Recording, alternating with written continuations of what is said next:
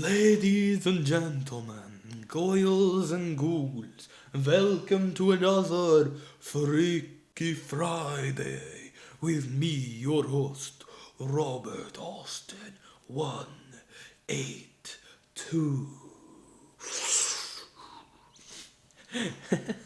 Was that creepy enough for you? I don't know why I keep putting on like this Transylvanian Dracula voice and everything. I don't know. I guess I associate freaky with Dracula, like old school Dracula though. Anyway, this Freaky Friday we're going to get exceptionally short because I'm going to read you a bunch of short stories. This is from thoughtcatalog.com by Chrissy Stockton.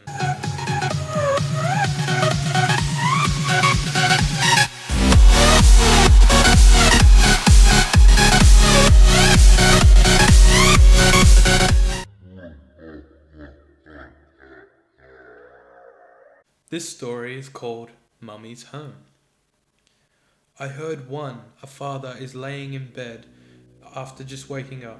He grabs the baby monitor and walks to his desk in his office at home. He has his baby on the baby monitor and hears his wife singing to her. He cracks a smile as he hears his wife, "Go to sleep, go to sleep," when suddenly the front door opens up and his wife comes in with the groceries. Number 2. This one's called Pretending to be Asleep Doesn't Work. True. A young boy is sleeping in his bed on a usual night. He hears footsteps outside his door and peeks out of his eyes to see what is happening. His door swings open quietly to reveal a murderer carrying the corpses of his parents. After silently propping them up on a chair, he writes something on the wall in the blood of the dead bodies. Then he hides under the child's bed. The child is scared beyond belief. He can't read the writing on the wall and he knows the man is under his bed. Like any child, he pretends that he slept through the whole thing and hasn't awoken yet. He lay as still as the bodies, quietly hearing the breaths from under his bed. An hour passes and his eyes are adjusting more and more to the darkness. He tries to make out the words, but it's a struggle. He gasps when he finally makes out the sentence. "I know you're awake. I know you're awake. I know you're awake." He feels something shift underneath his bed. Number 3. What's in the basement? Mummy told me never to go in the basement, but I wanted to see what was making that noise. It kind of sounded like a puppy, and I wanted to see the puppy, so I opened the basement door and tiptoed down a bit. I didn't see a puppy, but then Mummy yanked me out of the basement and yelled at me. Mummy had never yelled at me before, and it made me sad, and I cried. Then Mummy told me never to go into the basement again, and she gave me a cookie. That made me feel better, so I didn't ask her why the boy in the basement was making noises like a puppy, or why he had no hands or feet. Well, that escalated quickly. Number 4. It's called 10. It's not a creepy story, but it's one I've read before and it's kind of funny. A man leaves his house every morning to walk to work and passes a mental hospital surrounded by a wooden fence. Every morning the patients are out in the yard and he can hear them saying in unison, 10, 10, 10, 10, 10. One day he gets curious and looks through a hole in the fence. Suddenly a stick shoots out and pokes him in the eye. "Fuck!" he says to himself. While walking away pissed off, he can hear the patients saying, 11, 11, 11, 11, 11. Next, this one's called Yes. When I was a child, my family moved to a big old 2-floor house with big empty rooms and creaking floorboards. Both my parents worked, so I was often alone when I came home from school. One early evening when I came home, the house was still dark. I called out, "Mom!" and heard her sing-song voice say, "Yes!" from upstairs. I called her again as I climbed the stairs to see which room she was in, and I got the same, "Yes!" reply. We were decorating at the time, and I didn't know my way around the maze of rooms but she was in one of the far ones, right down the hall. I felt uneasy, but I figured that was only natural, so I rushed forward to see my mum, knowing that her presence would calm my fears, as a mother's presence always does. Just as I reached for the handle of the door to let myself in the room, I heard the front door open downstairs and my mother call, "Sweetie, are you home?" in a cheery voice. I jumped back, startled, and ran down the stairs to her. But as I glanced back from the top of the stairs, the door to the room slowly opened a crack. For a brief moment, I saw something strange in there, and I don't know what it was, but it was staring at me. I check into a small hotel a few kilometers from Kiev. It is late. I am tired. I tell the woman at the desk I want a room. She tells me the room number and gives me the key. "But one more thing, comrade. There is one room without number and always locked. Don't even peek in there." I take the key and go to my room to sleep. Night comes and I hear trickling of water.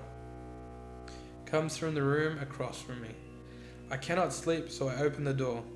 It is coming from the room with no number. I pound on the door. No response.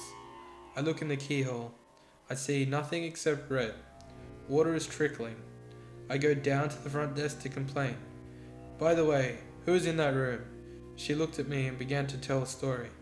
There was a woman in there, murdered by her husband, skin all white except her eyes, which were red. A woman survivalist and trained outdoors guide who loves to go solo camping returns home after 2 weeks of being in the bush and not seeing a single soul.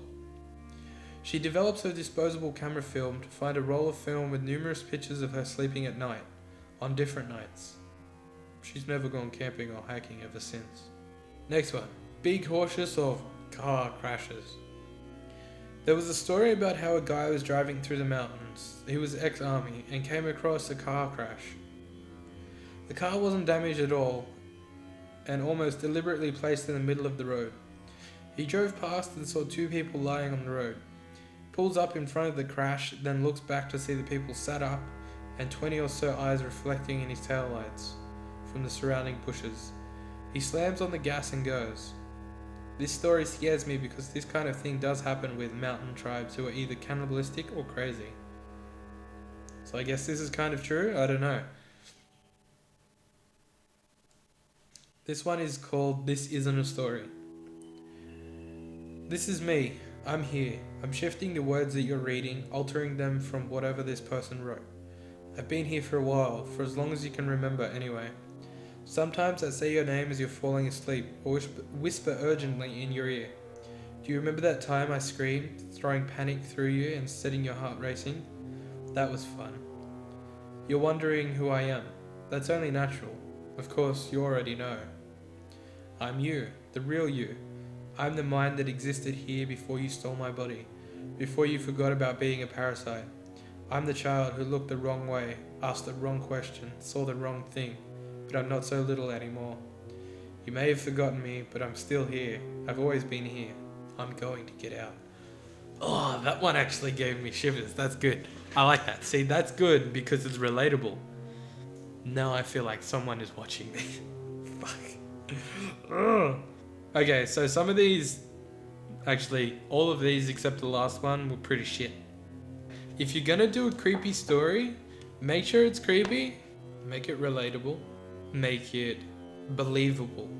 So not overwhelming, but not underwhelming. Nothing too supernatural, nothing too boring. Make it readable.